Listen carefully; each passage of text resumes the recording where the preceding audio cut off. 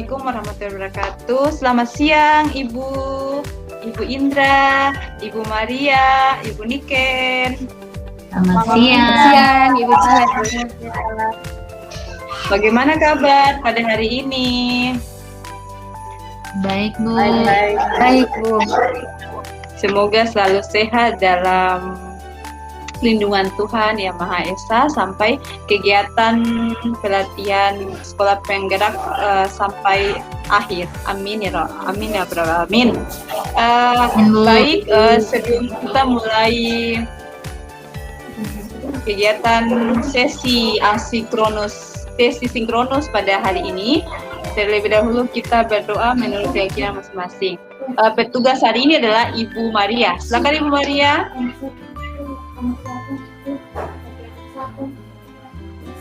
Ibu tidak kedengaran suaranya Ibu.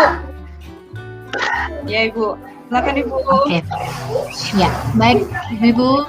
Mari sebelum kita mulai aktivitas di hari ini, kita mengawalinya dengan doa dan doa menurut ajaran dan kita masing-masing. Berdoa, mulai.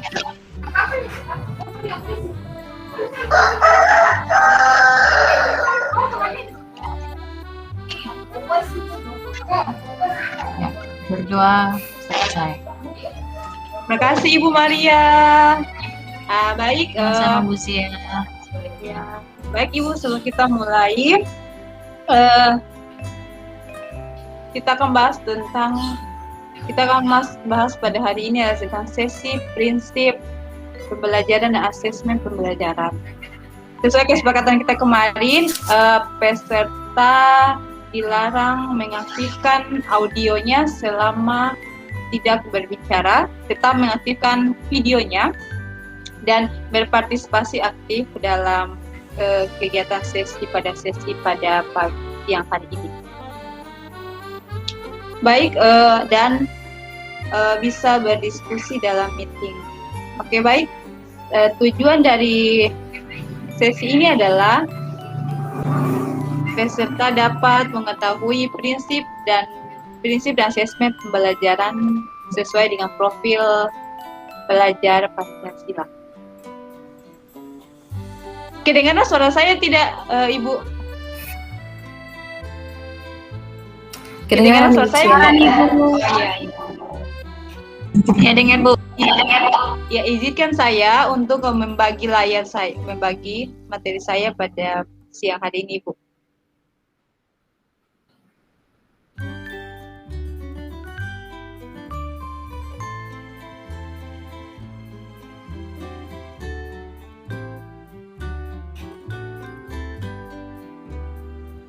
Sudah kelihatan tampilan layar saya, Ibu? Iya, Bu. Oh ya. Baik, kita akan masuk di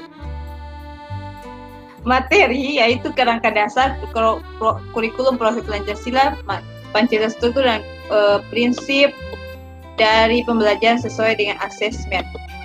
Kelihatan layar tampilan dari slideshow saya, Ibu? Kelihatan Bu. Kelihatan Ibu. Prinsip pembelajaran dan asesmen. Mengapa prinsip? Jadi di sini adalah nilai-nilai yang melandasi kebijakan dan praktek terkait pembelajaran dan asesmen di kelas. Jadi di dalam pembelajaran kita harus mempunyai prinsip ya. Seperti biasa manusia juga mempunyai prinsip. Jadi dalam pembelajaran juga dalam seorang pendidik harus mempunyai prinsip. Prinsip yaitu nilai-nilai melandasi kebijakan dan praktek terkait pembelajaran dan asesmen di kelas. Jadi prinsip ini bukan pendekatan atau teknik konkret dalam mengajar dan melakukan asesmen. Jadi guru perlu memahami prinsip-prinsip yang melandasi pembelajaran dan asesmen, bukan sekedar perilaku yang diharapkan ketika menggunakan rubrik. Jadi guru harus bisa menggunakan rubrik tersebut dalam penilaian atau asesmen. Kemudian berikut prinsip pembelajaran. Jadi prinsip pembelajaran sesuai dengan profil pelajar Pancasila. Ibu Ria masih ingat profil Pancasila yang sesi kemarin? Masih ingat? Masih, Coba Ibu Bu. sebutkan, Ibu. Iya, silakan Ibu. beriman dan bertakwa, kemudian bernalar kritis, berkebinekaan global, mandiri, kreatif, dan yang lain-lain, Bu. Oh iya, terima kasih. Terima kasih Ibu Sama-sama, Ria atas ya. Berarti Ibu Ria ingatannya masih jelas ya. Semoga sampai akhir sesi kegiatan ini masih bisa menerapkan profil pelajar Pancasila dalam pembelajaran. Begitupun bagi Ibu Indra dan Ibu Niken. Oke, jadi prinsip pembelajaran yang pertama adalah dirancang dengan mempertimbangkan tingkat pencapaian peserta didik saat ini sesuai dengan kebutuhan pelajar serta mencerminkan karakter dan perkembangan mereka. Jadi kelima prinsip ini ada di bawahnya, slide berikutnya ada pembahasannya ya. Kita masuk yang prinsip pertama saja ya. Demi menghemat waktu, jadi kita masuk di prinsip yang pertama penjelasannya. Jadi yang pertama, peserta pendidik harus mendukung terbentuknya bagi peserta didik, di mana peserta didik diberikan penanaman karakter, pengetahuan dan kompetensi sebagai bekal hidup di masyarakat dan sukses atau sejahtera dalam hal yang berarti untuk mereka. Selain itu, dengan peserta didik belajar sesuatu sesuai dengan tingkat perkembangan dan pencapaian mereka. Jadi artinya seorang pendidik harus mempertimbangkan tingkat pencapaian peserta sesuai dengan kemampuan peserta didik tersebut, sehingga pada saat mereka sudah selesai di jenjang SMA, mereka bisa dipakai di lingkungan masyarakat. Seperti kalau dalam dunia perkuliahan itu biasanya ada sebuah mata kuliah KKN di mana mahasiswanya harus turun langsung ke masyarakat, membantu masyarakat dalam proses kesejahteraan masyarakat setempat tersebut. Mungkin dari penjelasan yang prinsip pertama ada pertanyaan Ibu? Dipersilakan Ibu.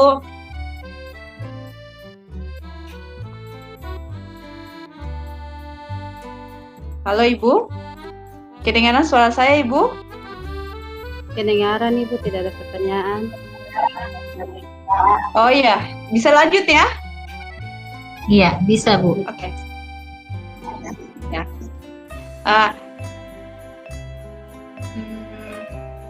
Berikut adalah menghargai dan menghormati hak peserta didik untuk belajar. Jadi seorang pendidik harus menghargai hak peserta didiknya. Jadi kalau peserta didiknya meminta somasi kurang, jadi seorang pendidik harus membimbing mereka agar yang tidak tahu tadi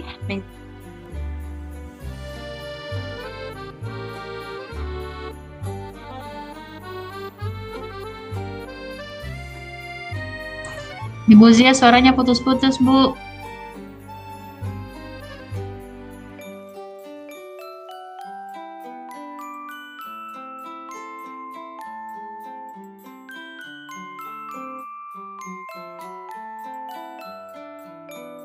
Bu Zia suaranya tahu. Seperti di sana peserta didik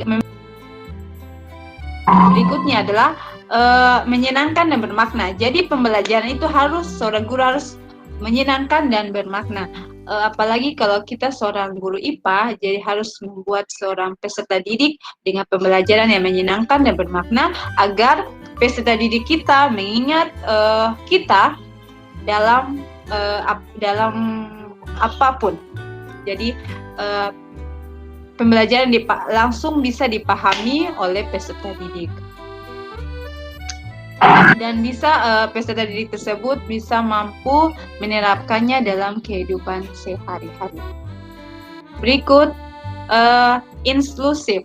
Itu artinya mempertimbangkan tingkat perkembangan dan kebutuhan setiap peserta didik dan tidak ada satupun anak atau peserta didik yang tertinggal. Jadi harus seorang guru harus meratakan peserta didiknya, jangan diskriminasi. Oke, next. Yang kedua, prinsip yang kedua adalah pembelajaran dirancang dan dilaksanakan untuk membangun kapasitas belajar peserta didik dan kapasitas mereka untuk jadi pembelajar sepanjang hayat. Jadi poin yang pertama adalah menanamkan growth mindset, ya, di mana growth mindset itu adalah bisa seorang pendidik harus bisa menguasai apa yang sedang dipelajari, bukan segera mendapatkan nilai yang baik.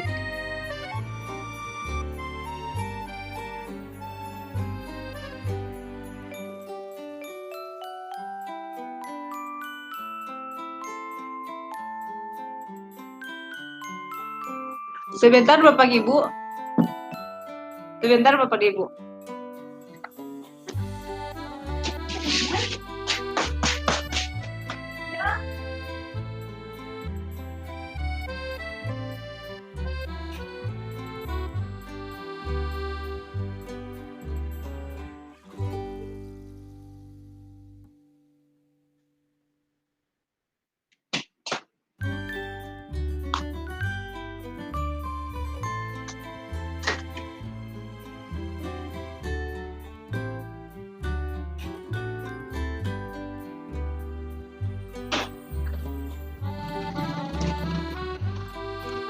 Ya, baik, saya akan lanjut.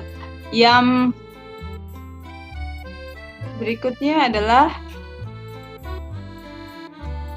mendorong kemampuan pelajar mengelola pembelajaran secara mandiri. Jadi di sini guru harus menerapkan berbagai strategi pengajaran yang bisa melibatkan semua siswa. Jadi setiap guru harus bisa menyusun atau membuat strategi pembelajaran yang berbeda-beda begitu, supaya siswa tidak cepat bosan dan siswa tersebut bisa dalam belajar mandiri. Berikutnya adalah adanya self dan peer assessment. Artinya guru perlu memberitahu sejak awal apa yang diharapkan dari para peserta didik beserta pencapaian peserta seperti apa diharapkan ketika mereka mempelajari suatu bahan pelajaran. Jadi pencapaian pelajar diukur melalui asesmen atau penilaian. Jadi asesmen sini yang dimaksud di sekolah penggerak adalah asesmen diagnotis, asesmen formatif, dan asesmen sumatif. Akan kita pelajari besok setelah pertemuan ini. Oke, baik, Ibu, ada pertanyaan sampai di sini? Di prinsip yang kedua, Ibu?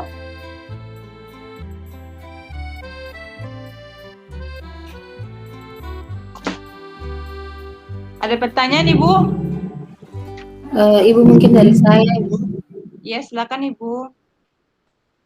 Terima kasih, Bu. Pertanyaan saya, mengapa dalam proses pembelajaran itu perlu diadakan asesmen formatif dan sumatif, dan apa perbedaan? Terima kasih. Mungkin dari Ibu siapa tadi yang bertanya ya? Ibu Indra, Ibu Cia. Ya, baik, mungkin Ibu Ria bisa mencoba menjawab pertanyaan dari Ibu Indra. Bisa diulang pertanyaannya, Indra? Pertanyaannya adalah mengapa dalam setiap proses pembelajaran itu perlu adanya asesmen formatif dan juga sumatif. Mungkin ada perbedaannya. Demikian, Ibu.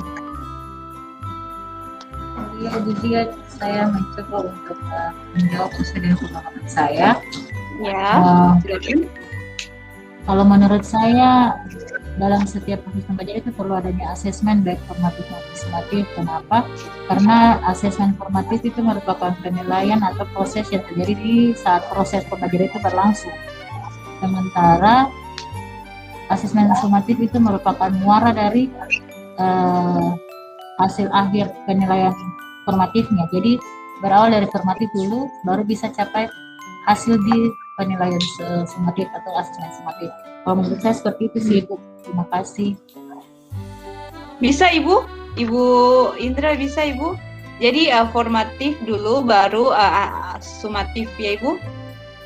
Nanti materi Bisa, itu Ibu. akan Terima bisa kasih. pelajari untuk sesi berikutnya, untuk sesi besok ya Ibu.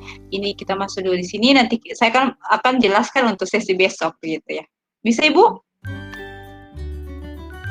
Iya Ibu, terima kasih. Ya, terima kasih Ibu Ria atas tanggapan dari jawabannya. Saya lanjut ya.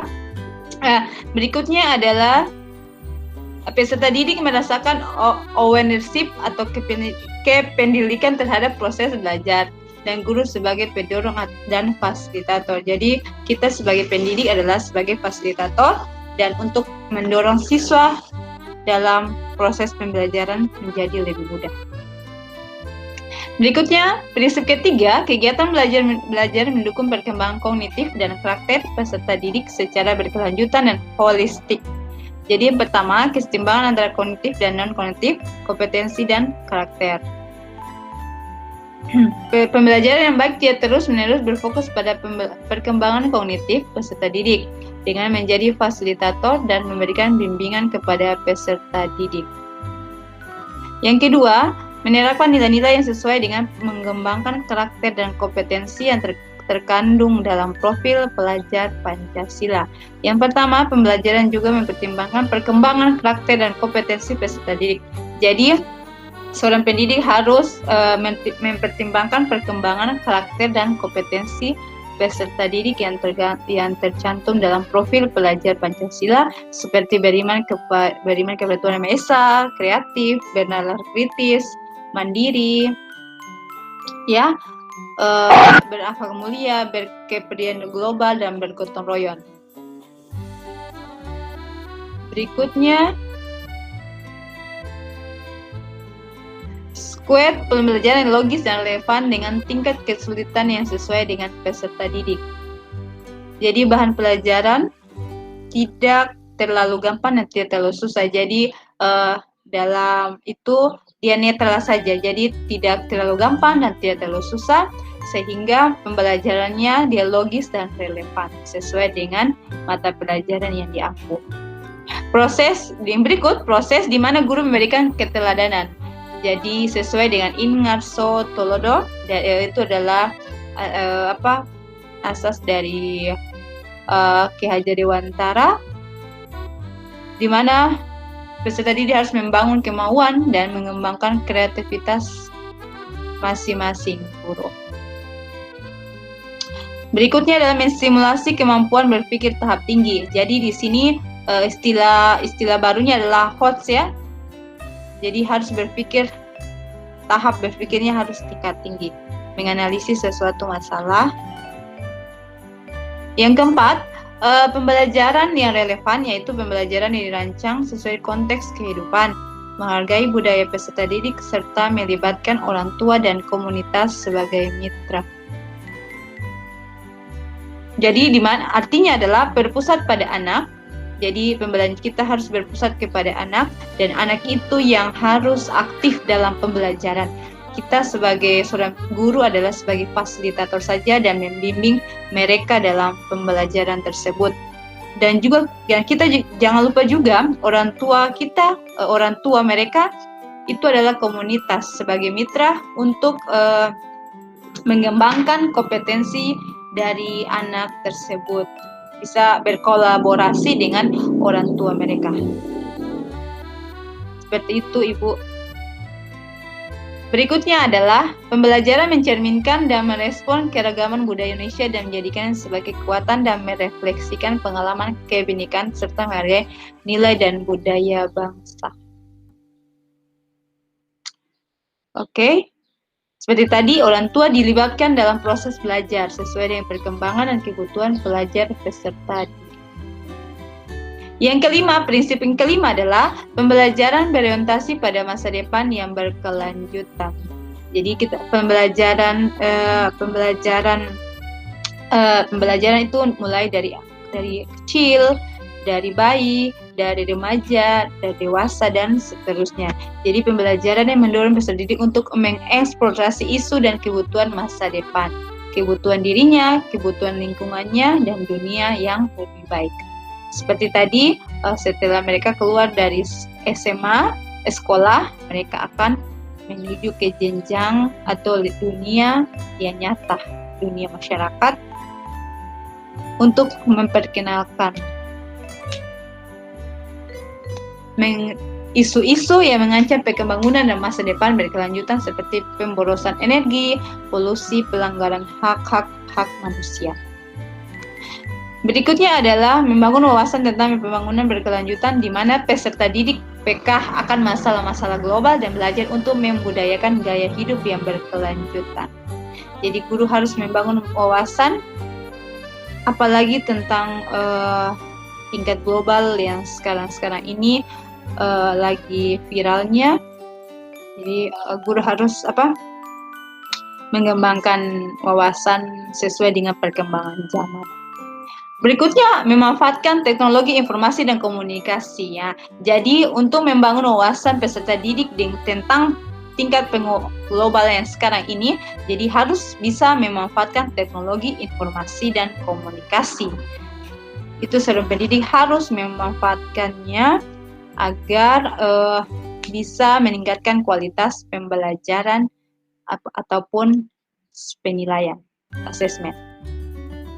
Dan juga mendorong atau memotivasi peserta didik untuk terus terinspirasi dan memiliki aspirasi memajukan kehidupan lingkungan sekitarnya, masyarakat, bangsa, dan dunia. Berikut kita lanjut ke prinsip yang kedua, prinsip asesmen. Itu sesuai dengan profil pelajar Pancasila, ada 5 prinsip. Yang pertama, merupakan bagian terpadu dari proses pembelajaran, memfasilitasi pembelajaran dan menyediakan informasi sebagai umpan balik untuk guru, peserta didik, dan orang tua. Jadi di dalam prinsip asesmen ini ada 5, ada penjelasannya di slide berikutnya.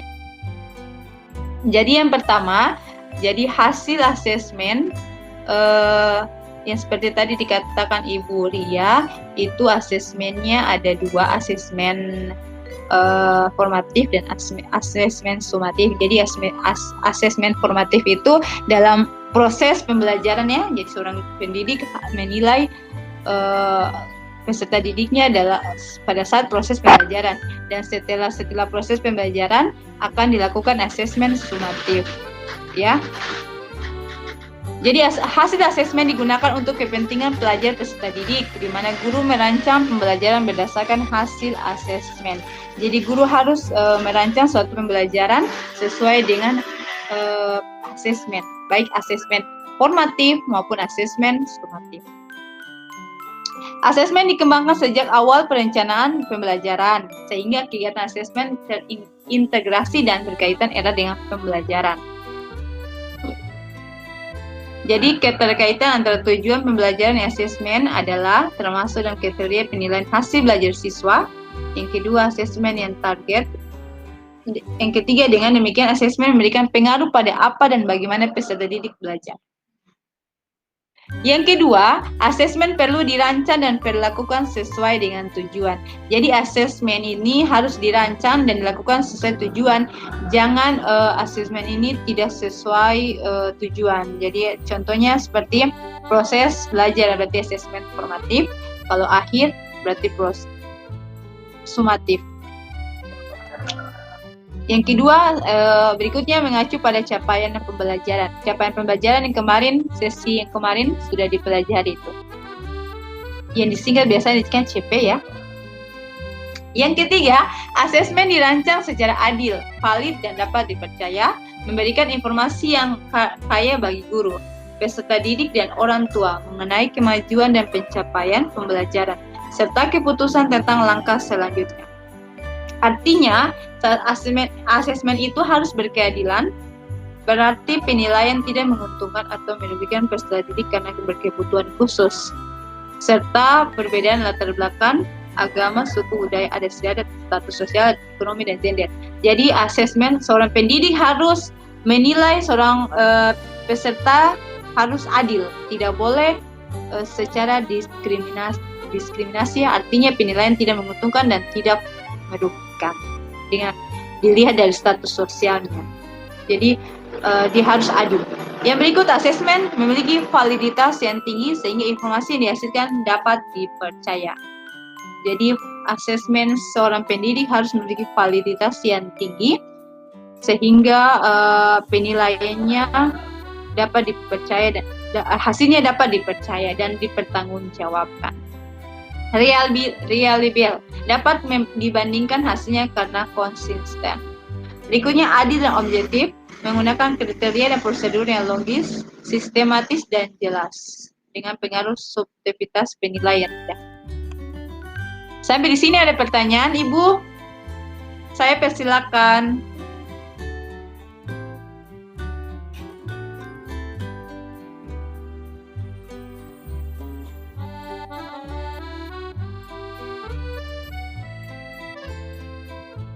Ada pertanyaan, Ibu? Halo, Ibu. Ibu masih dengar suara saya, Bu? Dengar, Ibu. Tidak ada pertanyaan, Ibu. Oh, Masih, Bu. oh iya, lanjut ya. Ya, asesmen sebaiknya meliputi berbagai bentuk tugas, instrumen, dan teknik yang sesuai dengan tujuan pembelajaran yang ditargetkan. Yang kelima, laporan kemajuan pelajar dan pencapaian peserta didik bersifat sederhana dan informatif, memberikan informasi yang bermanfaat untuk peserta didik dan orang tua, dan data berguna untuk penjaminan dan peningkatan mutu pendidikan. Oke, next. Seperti tadi, mengapa asesmen sangat penting dalam pembelajaran?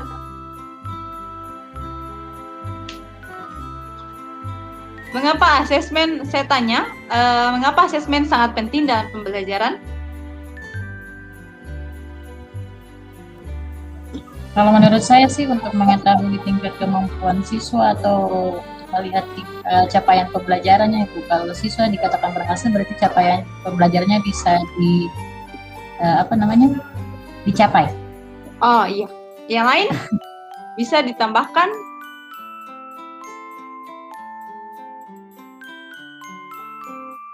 Iya, Ibu. Dari saya, Iya, silakan Ibu. menurut saya asesmen itu dia membantu bagaimana kita menilai proses pembelajaran dan pada akhirnya mencapai nilai akhir juga pada tes asesmen sumatif. Mungkin dari saya demikian, Ibu.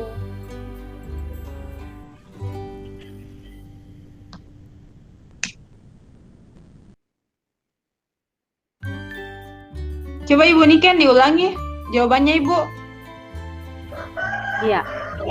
Menurut saya, asesmen itu dia membantu menilai proses pembelajaran, yaitu misalnya asesmen formatif. Sedangkan asesmen sumatif, dia juga sangat berperan, yaitu karena dia pada akhirnya kita menilai hasil daripada pembelajaran tersebut. Itu menurut saya, Ibu. Oh iya, terima kasih Ibu Indra sama Ibu Niken atas jawabannya. Jadi asesmen itu adalah capaian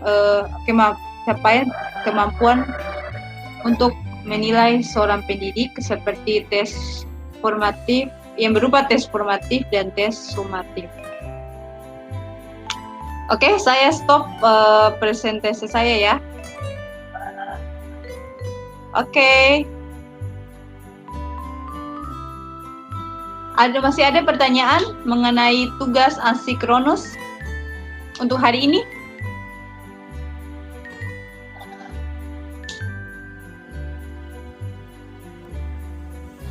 Ibu Indra sudah buat tugas yang kemarin, Ibu?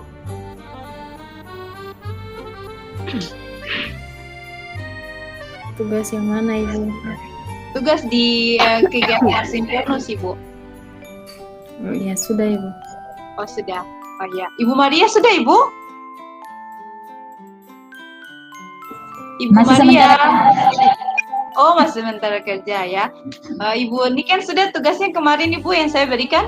Yang ada di LMS? Sudah, Ibu. Sudah dikirim, Ibu. Sudah. Oh iya. Oh iya. Iya, sudah dikirim.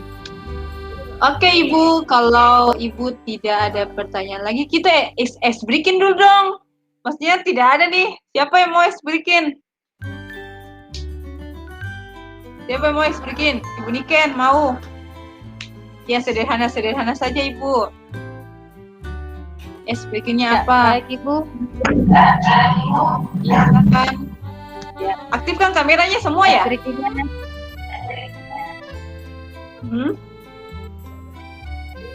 Ya, berikutnya yaitu Marina menari di atas menara kami dong menari di atas menara. Bisa Ibu? Ulangi loh. Latihan dulu kapan? Oke.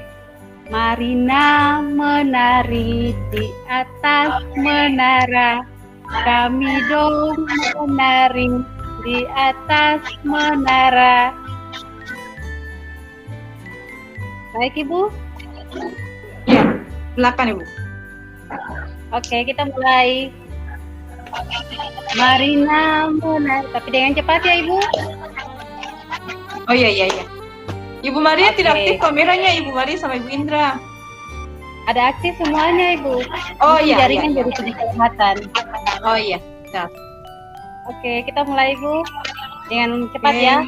1, Ya. 2, 3. Marina menari di atas menara. Mari dong menari di atas menara. Satu kali lagi ya. Mari. Oke. Ya, 1, baik. 2, 3. Mari dong menari di atas menara. Marina menari di atas menara. Oke, cukup. Tepuk tangan. Terima kasih Ibu Niken atas SBQ-nya. Iya, Ibu. Supaya tambah semangat ya dalam kegiatan ini. Masih tetap semangat ya sampai hari ke-10 ya? Masih semangat? Masih, Ibu. Ya, masih Bu. Harus semangat Ibu. Oke baik, karena tidak ada pertanyaan lagi, saya akan akhiri sesi sinkronus pada siang hari ini, dan saya ingatkan kembali, jangan lupa Ibu ada tugas untuk hari ini asinkronus. Ingat batas waktunya bisa dikumpulkan untuk besok harinya, supaya tugasnya tidak menumpuk. Ya Ibu, boleh Ibu? Nanti setelah kegiatan sinkronus ini, Ibu bisa mengecek kembali kegiatan asinkronus, karena kegiatan asinkronus sudah dibuka tadi malam jam 10, jam 22.00 waktu Indonesia bagian Barat. Oke, kalau Ibu ada kesulitan dalam mengerjakan tugas, bisa Ibu konsultasi dengan saya di dalam grup WA yang telah saya buat itu. Bisa Ibu konsultasi dengan saya kalau ada mengalami kesulitan dalam pembuatan tugas asinkronus. Oke Ibu, bisa Ibu? Bisa, Ibu. Bisa? Bu. Bisa. Oh bisa ya. Demikian. Sebelum kita keluar, sebelum Ibu meninggalkan ruang meeting ini, kita ambil screenshot dulu ya sebagai dokumentasi. Oke siap? 1, 2. Ibu Ria ambil dokumentasinya Ibu Ria. 1, 2, 3. Bisa Ibu Ria ambil dokumentasinya, Ibu Indra bisa ambil. Sudah Bu. Sudah? Oh ya, baik. Terima kasih Ibu Ria atas partisipasinya, Ibu Niken, Ibu Indra.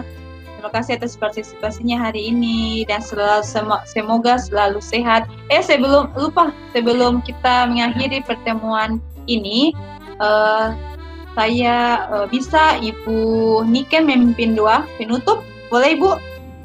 Ya, boleh Ibu. Iya, silakan Ibu. Ya. Baik, Ibu-ibu, sebelum kita mengakhiri pertemuan kita, adalah kita berdoa menurut keyakinan kita masing-masing. Mari kita berdoa.